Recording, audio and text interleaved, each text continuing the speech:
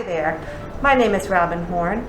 I've been a volunteer and at the Historical Society here for about 14 years. And along with a few other very dedicated volunteers, we've been working very hard to preserve the Huntington Historical Society's collection. We have several house museums which are filled with wonderful antiques and artifacts from the era that they are originally built. But outside of those houses, we also have a vault which holds a lot of our artifacts, which really don't necessarily have a place in any of the houses because they don't fit the period, because we don't have room. Whatever it might be, they're exciting and fun things in our vault, and we thought this would be a good opportunity to share some of them with you. The first thing that we picked to show you is this collection of marquetry boxes. Now, these boxes were made by Charles Brader in the early 1900s, between 1904 and 1910. Charles had 5 children, and one of his daughters, whose name was Agnes, was a Huntington resident. He made these for his daughters as jewelry boxes or trinket boxes. And what's so interesting about them is that they are made from 43 different types of wood, and the smaller ones contain about 12,000 pieces of wood each, and the larger ones 36 to 50,000 pieces of wood. So he went to a lot of trouble to count each little piece. Now, what's so interesting about these is that not only do they have beautiful designs on the top and the sides, but inside as well, and in each of these little compartments, lots of little compartments. Each little design is different, and even the bottom is covered in different patterns of marquetry. We've added up the numbers of the pieces in all of these boxes. We have 5 of them, and it's 109,612, a lot of pieces of wood.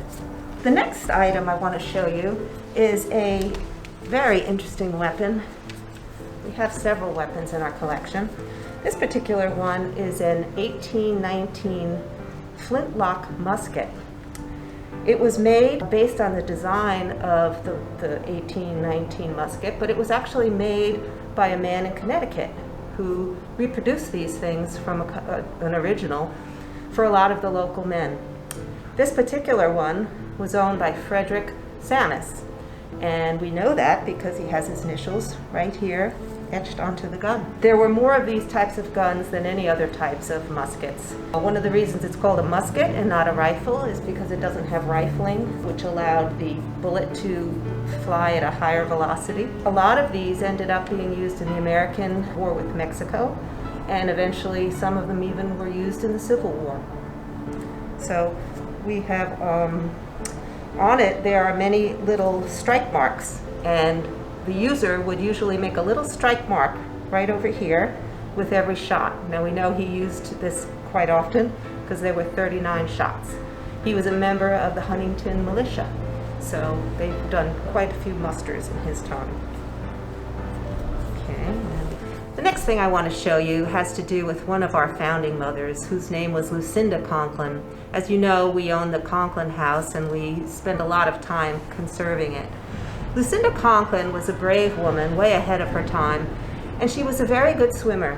She lived down at the end of Vineyard Road, and one afternoon in the winter of 1873, there was a storm, and a small boat capsized.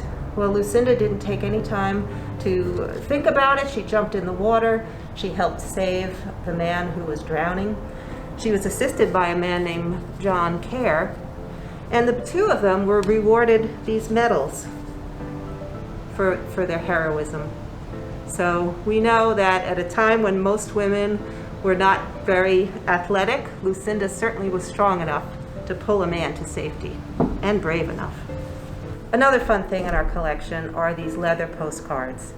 Now, around 1901 to 1907, it was a fad to send a leather postcard to someone.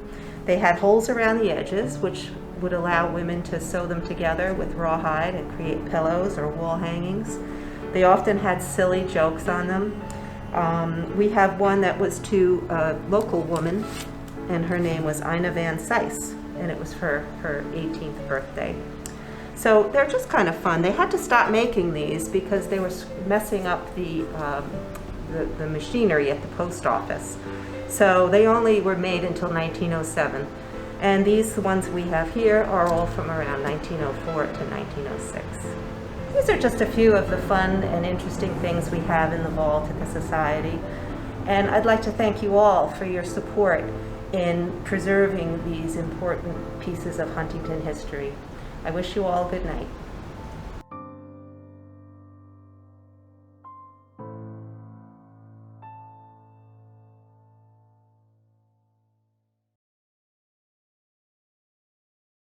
Hello everyone. We'd like to welcome you to the Huntington Historical Society Archives. My name is Karen Martin. I'm the archivist here, and this is Barbara LaMonica, our assistant archivist. Tonight we'd like to share with you a representation of some of the items in our collection.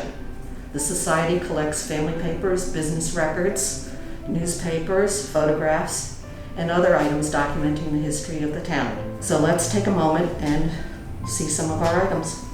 And I'm going to be showing you an example from our account book collection, our autograph collection, and our photograph collection. Okay, I'm going to be showing you an example from our business account book collection, and this happens to be the account books of John Lockwood, who was a marble and stone cutter. Now, by the time of the Civil War, his business had expanded to include carving gravestones. And he kept very accurate and detailed account books. Some of them show the designs for the gravestones, and his other account books show the people who died, who paid for the funeral, dressing of the body, putting of the body on ice, which costs $3, and also in some cases, the cemetery where the person was buried. This illustrates a change in funeral and mourning habits in America, because previous to this time, all the funeral arrangements were done by the family or neighbor. So they would prepare the body, make the clothes for the body. But in here we see that he's providing the clothes, the dressing, the hearse, and all the other funeral arrangements. Now I'd like to show you a hotel register for the Van Osdale Hotel located in Cold Spring Harbor. The building still stands today, and you would recognize it as Harbor Mist Restaurant. Prior to that, it was the old Whalers Inn, and these are photographs of the hotel in its earlier days. It was founded by George Van Osdale. He was born in 1838, and at the age of 21, he opened the hotel and operated it for 50 years. And for all you scrapbookers out here, here's an early example of a scrapbook. It dates from 1908 to 1913. It belonged to Arthur Johnson, who was from Huntington and graduated from Huntington High School in 1908, and then attended the Centenary College Institute in Hackettstown, New Jersey. So the scrapbook contains many of his memories, things from college, stuff from high school, tickets for the Opera House that was here in Huntington, and all sorts of other memorabilia a young high school student and college student would collect. I'm going to be showing you some examples from our autograph collection. And now our autograph collection has signatures of politicians, social reformers, artists, and writers.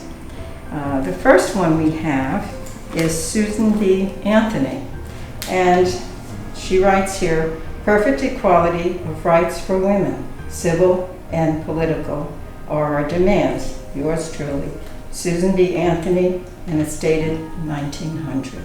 Now the next one I have is by another suffragette, Jane Addams, and she's enclosing a letter to a publisher about a French girl who wants to publish a book about her years at Hull House. And the French girl wants to translate it. And here's her signature on a letter. Now this is an example of her signature, which she signed, "Respectfully yours, James Adam, Hull House, Chicago." And Hull House was a settlement house that she founded. And this is an example when people wanted an autograph, sometimes they would write to the person and request it, and in return, they would get a card with a signature, and sometimes they would get just a scrap of paper with a signature.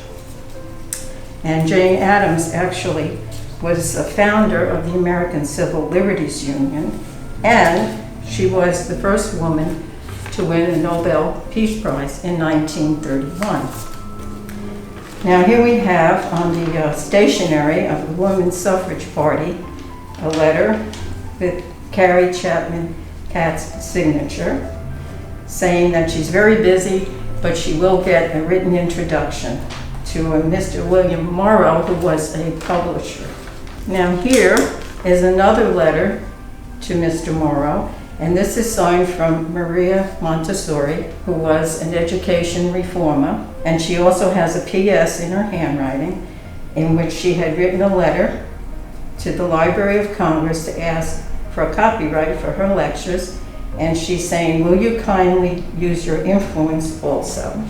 And here is a letter dated March 1923, and it's signed by Rudyard Kipling. He's writing to a Mr. Everett, and he's talking about, I assume, Mr. Everett's son that was not accepted into a college, but he says it's all right because he heard that college was not so good. And this is interesting. This is dated March 1925, and it has the signatures of everyone who was on the Supreme Court, including Oliver Wendell Holmes and Justice Brandeis. And these are examples of some of the little cards that they would send to people with their signature. This one is yours truly, Mark Twain. This is Booker T. Washington and Orville Wright, and it's dated 1925. Now I'd like to share with you some items from the Cantrell collection. Car enthusiasts will recognize the name of J.T. Cantrell. He is recognized as the first designer and builder of wood station wagon bodies. He got a start in Huntington Village having a blacksmith and carriage manufacturing business. As the evolution of the horse carriage came around, he was approached by a local dealer, J.A. Carson, who had a Cantrell fit out a Model T chassis with a wooden wagon body called a depot wagon. Now, generally these were used to transport farm goods and other items to and from the railroad station. And then it evolved into what we commonly refer to as the station wagon. As the company grew, they relocated to Huntington Station, and this is their factory in Huntington Station. What they would do is get the chassis from car manufacturers such as Dodge, General Motors, Ford, etc., and then construct the wooden bodies so that they would get a product that looked like this. They became very popular, but by 1950 or so, the metal bodies were coming into more favor, and he eventually retired from the business, selling his interest to his brother, Albert, who kept the business going for a few years, but eventually it faded out due to the popularity of the metal bodies of cars. These drawers represent our photograph collection.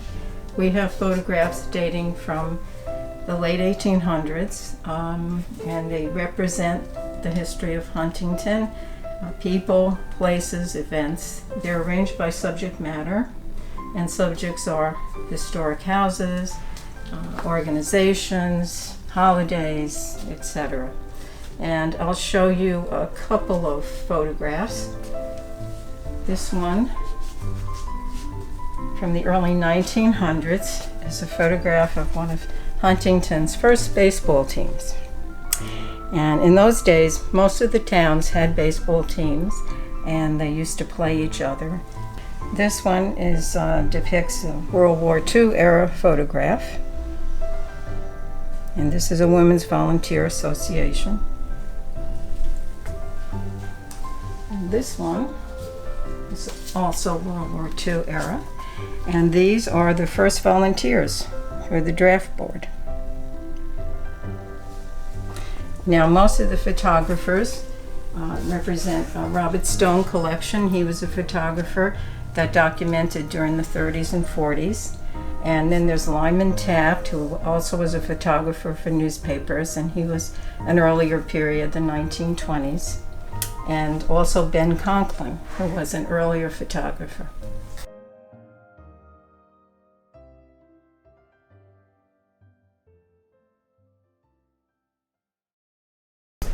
Good evening. I'm Lorraine Kelly, and I am a volunteer at the Huntington Historical Society. I've been a docent here at the Conklin House for about 10 years. Tonight, I wanted to thank you for your contributions, which helped us do the restoration at the Conklin House. The Conklin House is on the corner of High Street and New York Avenue in Huntington Village. Originally, it was on 150 acres, which stretched from Nassau Road to Oakwood Road and Carver Street up to the Huntington Rural Cemetery. Originally, the house, built in 1750 by Thomas Conklin, was what now appears as the middle section. They added an addition for the family of David and Sybil Conklin to the kitchen to accommodate their 7 children. In 1827, a 2.5-story addition was added to the 1.5-story original colonial structure. We are now standing in the front hall of that addition. So it looks very, very different from the colonial period house. The front hall recently underwent a restoration. It was painted, the plaster was restored, the floor was restored. And let me show you some of the items that are now in the front hall of this house. Lucinda Conklin, you were introduced to by Robin Horn when she showed you the medals. This is a coal-burning stove of the Victorian period, which was donated by the descendants of Lucinda Conklin, and this came out of her Vineyard Road home. This picture was by James Longscutter, and you might recognize the name from Northport Scutters. 1869, springtime in Passaic Valley. This is another picture by James Longscutter called English Snipe Hunting, 1869. This chair is a writing desk, has a convenient drawer for your writing utensils. The front door is unique. It is a Dutch door, so that means it opens in 2 sections. It allows the family to open the door to let in light and air while keeping out animals and keeping the children inside. The rugs in the front hall, and one of the rugs that you will see in the Victorian parlor, were recently restored by John Khalil in town in the village, and he cleaned them. He did rebinding on the edges and fixed bare spots, and he did a beautiful job. These had not been touched in 70 years. This house was donated to the Huntington Historical Society by Ella Hurd Conklin in 1911. The Historical Society had just been formed in 1903, and the Conklin family lived here continuously from 1750 to 1911 when the house was donated to the Historical Society. We are now standing in the Victorian parlor at the Conklin House. The house is divided into colonial period, the original 1750 structure, the federal period, which is the front parlor, and the Victorian period, this parlor. The reason the room had to be redone, there was extensive water damage in this area. So the wallpaper was stripped away, and we found that the beam here had been compromised, and our contractor, Todd Davidoff, had to replace it with a steel L-beam. When we removed the wallpaper, we found this pressed tin was used as a wall covering, so that's original. Robin Horn did a lot of research for the colors of the time period. She chose this green, but when we sanded down to the original paint, we found that this is the green that is almost an exact match to the original paint. The wallpaper was completely removed in the room, and we found a vine pattern underneath and replaced it with a white and beige William Morris wallpaper known as Larkspur. This part of the house, this bay area, was added in 1907, and it gave more space to the room and certainly more light to the room with the addition of these 5 windows. After extensive research, we found that a farming Victorian family might have had a carpet like this. It's a flat weave carpet. It is reversible, so you can do either side. And this was purchased from Family Heirloom Weavers of Pennsylvania. The carpet over here, again, was restored. We owned this, and it was restored by John Khalil in the village. This gave an opportunity to the Historical Society to restore the furniture, have it recovered, restore the floors, get new carpeting, and recycle some of our artifacts which had been sitting in storage for 50, 60 years, and put the artifacts that had been here into the dark for a while to recuperate. The painting over the sofa is by Samuel West, 1882. He was a local tailor, and the perspective is that it's taken from the area which today would be the Bay Club. Photography was an important addition to the Victorian period, and in this room we've displayed that by having a picture of John Schumacher, a local Civil War veteran who did survive the war. We have his letters. Next to his picture, 3 young Victorian ladies. This picture was donated by Mrs. Hall of 230 Spring Road right here in Huntington Village. This is one of the most interesting pieces in the room. It gets a lot of attention. It is Victorian hair art. So this is a picture made completely of human hair. It was popular at the time, not only for art, but for jewelry, usually mourning pieces. That's mourning. So you would take the hair from your beloved, a family member who had died, and have it made into a brooch, a pin, a necklace, a bracelet, a ring, and you would wear that. But this could have been hair of living people, and it would have been for this picture, because I've been told it was made by the hair of 23 different people.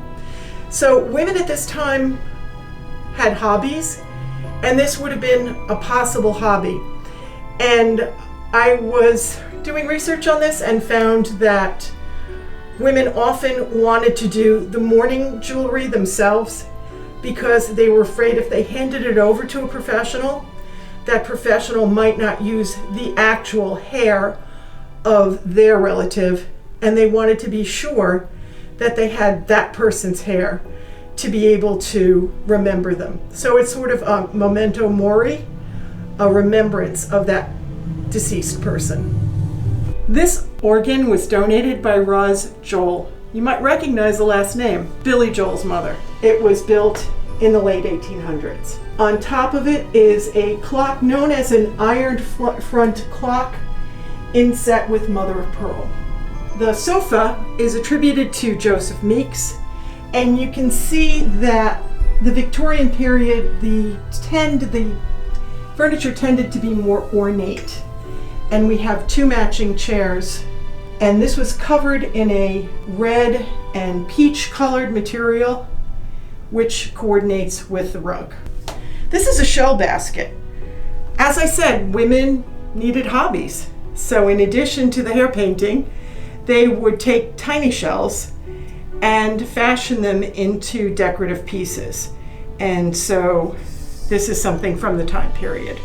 If you remember growing up and having a Viewmaster, this is the Victorian equivalent of it. It's called a stereopticon. So you would look through here and adjust the picture so that you can look through and see it. The Victorian period was showing a boom in travel, and so travel postcards could be sent and viewed through a stereopticon. Between the front parlor and the back parlor, we've placed this screen temporarily, and let me explain that the front parlor was reserved for very rare occasions. The back parlor, this room, was the room that the family would use on a regular basis. So this screen shows 3 paintings of Huntington. The first is Huntington Harbor. The second is the Walt Whitman House in West Hills. And the third is Old First Presbyterian Church on Main Street. The Victorian family needed a place to display their travel items, possessions, and we have a Victorian whatnot shelf, and it was called a whatnot shelf. French called it an étagère, but it was called a whatnot shelf because you could put anything on it. Doesn't matter, whatnot, sundry items. One thing you could focus in on here is the photograph. These are the Conklin family members at the beginning of photography in this area, and the picture is taken in the front parlor. This is a magic lantern.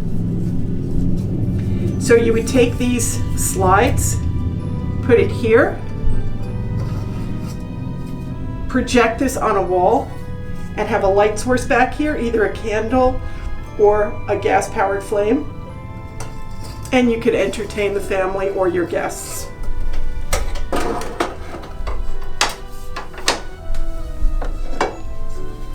This is a Majolica fish plate, just for show. You couldn't possibly use it to eat on, so it would be hung on the wall as a decorative item, or in this case, placed here. Thank you so much for joining us tonight. This room is the concerted effort of many members of the Historical Society, the people who boxed up all of the furniture, wrapped it in acid-free paper in boxes, and stored it for 2 years while this restoration was going on. The people who sanded and painted the room, who restored the leak that took so long to get to and fix. The people who purchased and did the research for the furniture coverings, the rugs, the restoration of the rugs, and your donations, which helped pay for this all. So after 60, 70 years of being completely unchanged, we hope this update is to your liking. Thanks for joining us tonight.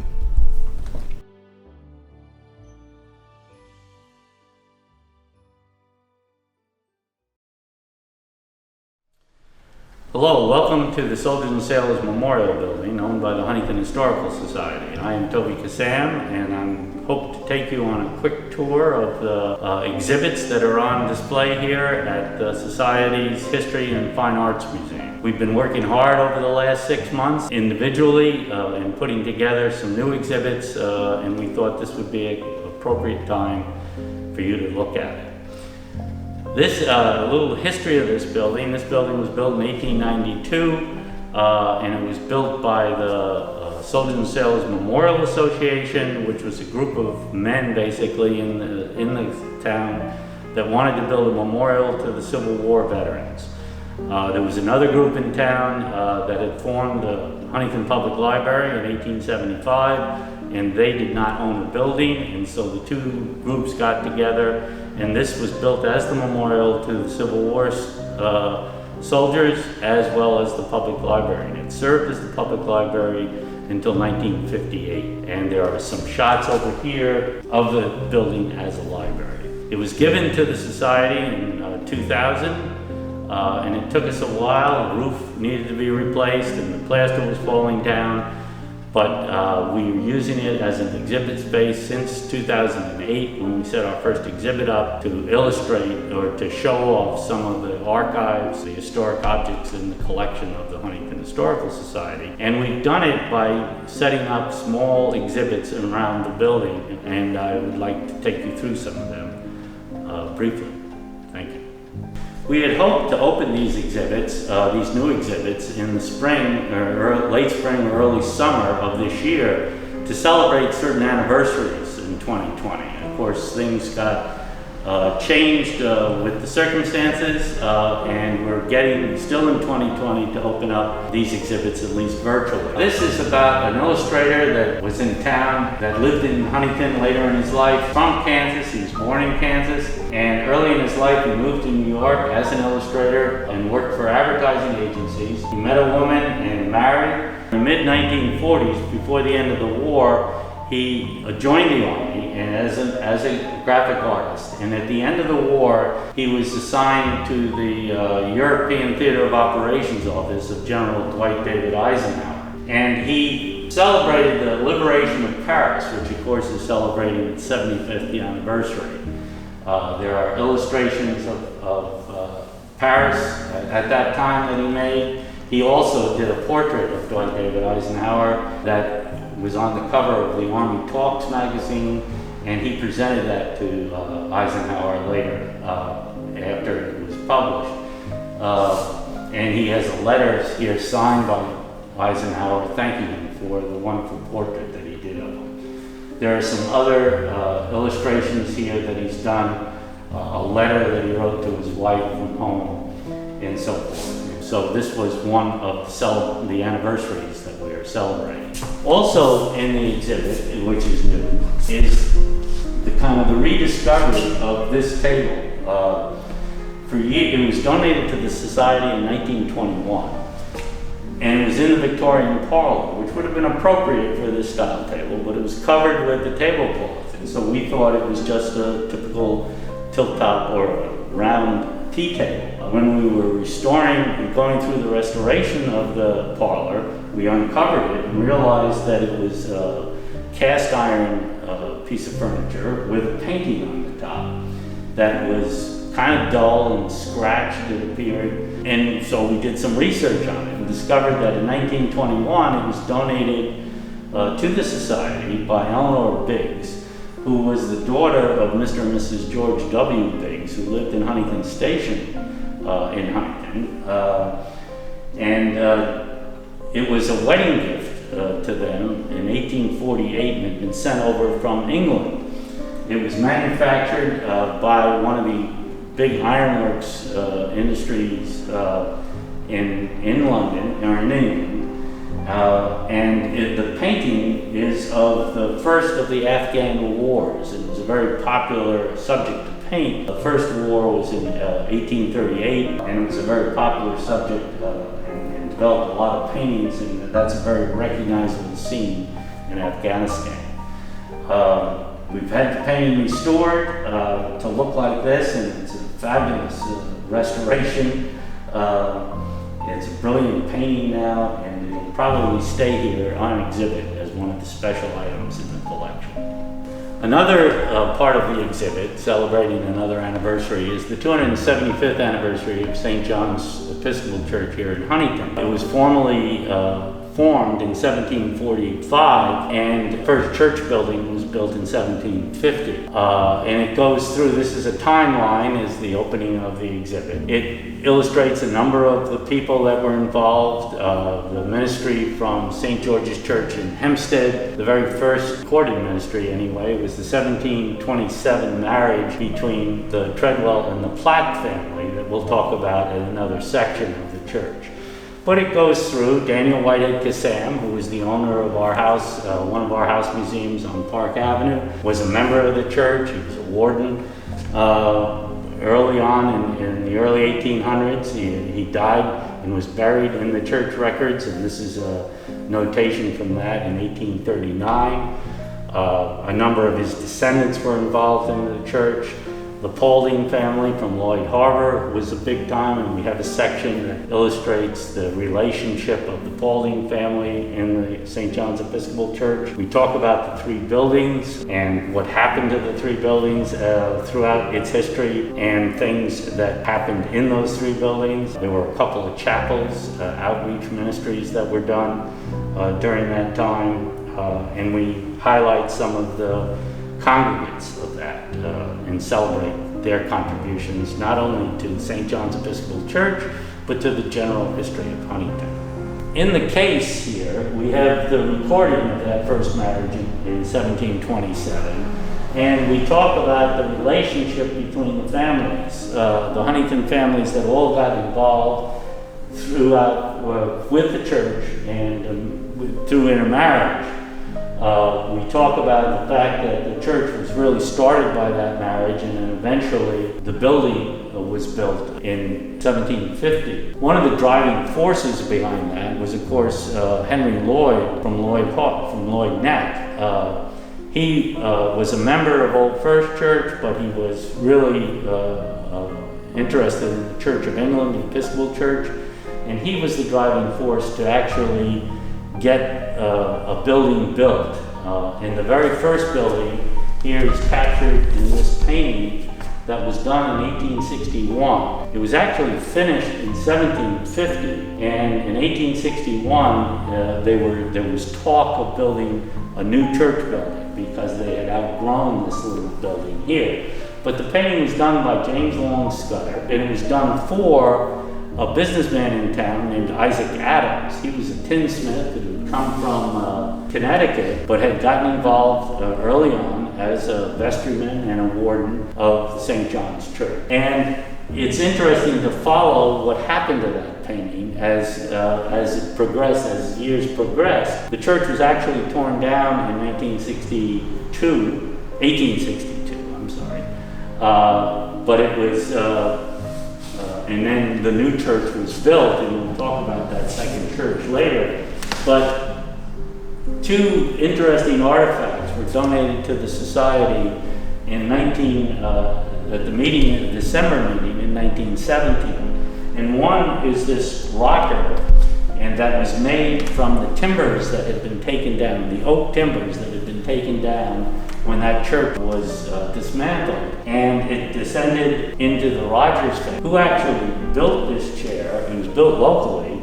There were a couple of people in town at the time that were capable of building what we call a Lincoln rocker. And the reason it's known as the Lincoln rocker, of course, is that it's the style of chair that Abraham Lincoln was sitting in Ford Theater when he was assassinated in 1865. So we're pretty sure that this style of chair was probably built in the 1860s here in Huntington. And the second donation that was made was from an artist in town, a cousin, a very distant cousin of James Longstutter, named Timothy Fleet Scudder. And he was a sign painter and a carriage maker in town, but he was also a portrait painter and a photographer. And he presented a series of 5 paintings of the 3 church buildings to the society. And then it turns out that 6 months later, he presented the exact same assortment of paintings to the church. And this is actually the church's collection that was presented to them in July of 1918. Who made the church was built on land that's next to the AME Church today on Park Avenue, which is across from the hospital building on Park Avenue. And it was kind of at that point would have been the kind of center of town, really. Over time, the center of town moved west into the valley that it is in today. Provenance of this church, of the painting, actually descended in through a marriage to the Adams daughter to a granddaughter of Dr. Kassam, and eventually ended up out in Chicago when Daniel E. Kassam, who would have been a great-grandson of Dr. Daniel W. Kassam, came back to Huntington and donated it to the church. The painting has been recently restored and is in excellent condition and worth the visit to see. All right, over here we're talking about the second church building. It was built in 1862. In the first decision that had to be made, and the discussion started as early as 1860, was where to build the church. And the town was just beginning to move to the west, and there was a number of congregants that wanted to build a building in the village, the village that was growing in where it is today. There were sentimentalists, I guess, and there were church records that indicate the decision-making process, and the decision was to build a new kind of Victorian church on the same site. There was, and this is several pictures of it. This is from the Park Avenue view. This is from the cemetery view, which is really the front of the church and the interior of the church. And there were a number of significant weddings. As I say, the history of any organization in Huntington is always told through the story of the people that were involved. There was a Dusenberry family in Huntington who came out in 1860, and Edwin was the oldest of the children. It was a New York City, Brooklyn family that would summer and come out and back and forth. And he was the oldest of the siblings. He had several sisters. And they both got married in the church. One got married in 1864, and we have a copy of the wedding certificate there, as well as their photographs. Jenny Dusenberry married Henry Clay Platt, who was a lawyer in town, ended up being a U.S. attorney later on in life, and he gave the major address at the centennial celebration in 1876 here in town. And then her younger sister, Carrie Dusenberry, married an Englishman, Richard Shakeshaft, in 1887. And this is a picture. And at the time, Edwin Dusenberry lived at the Conklin House, which you visited the Victorian parlor with earlier in the evening. And this is a photograph of the wedding party outside the Conklin House in June of 1887. These are some of the church records, again, that we have borrowed from the church. They luckily survived fire and water damage from the fire over the years, and now we're trying to put them into archival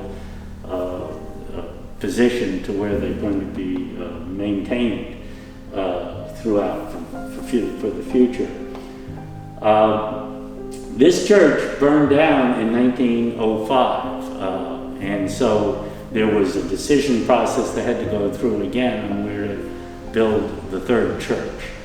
And there we have some more marriages that were at this church that we'll talk about before we get to the third church building. One of the more historic families in Huntington, and also members of St. John's Episcopal Church, was the family of Admiral Hiram Paulding. He was spent a lifetime in the Navy from the War of 1812 through the Civil War, and in 1838 he married a Brooklyn girl and moved to Huntington and bought a 100-acre farm in Lloyd Harbor. And he had a fairly large family, consisting of 4 daughters and 2 sons. And a number of them became very involved with the St. John's Episcopal Church. He himself was a vestryman in 1838 and served with Dr. Daniel Whitehead Kassam, who was the warden at the time. But it's his children that really had the greatest influence. Now, there were 3 marriages that were involved with the St. John's Church. 2 of them are indicated here in the church records. They were in the same year in 1865, so they would have been in the newly constructed second building. And 2 sisters married 2 brothers, the Meade brothers. Both of them were in the Navy and rose to the rank of admiral. Richard Meade married Rebecca, and they became involved and bought a home in Huntington on the east side of the harbor.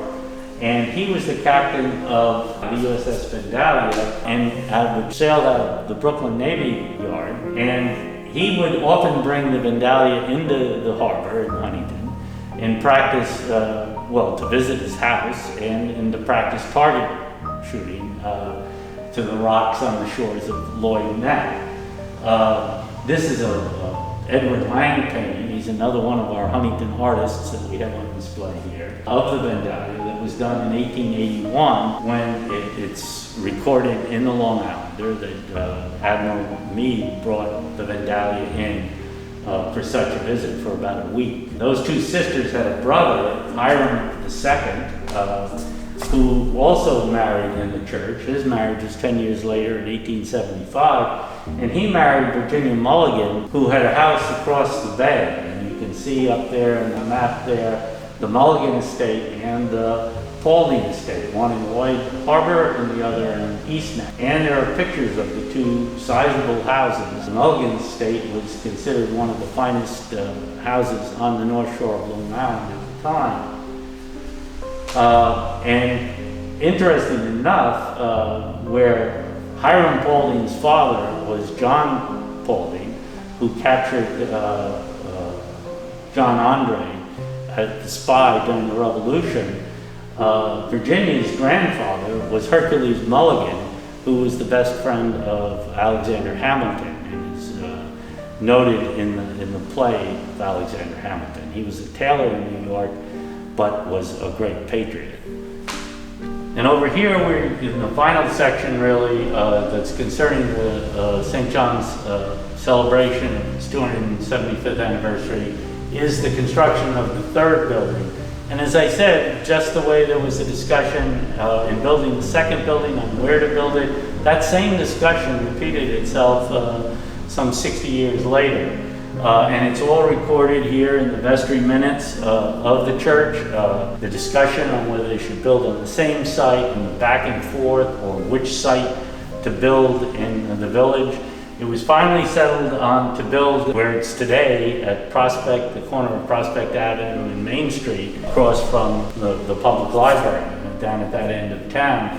And the building was organized and really by the vestry and the men of the church, but two of the great influencers on the church's building and where to build it and what to build it with and how to pay for it came from two women that were notable, and we talk about these two women kind of on the 100th anniversary of the women's right to vote finally in 1920.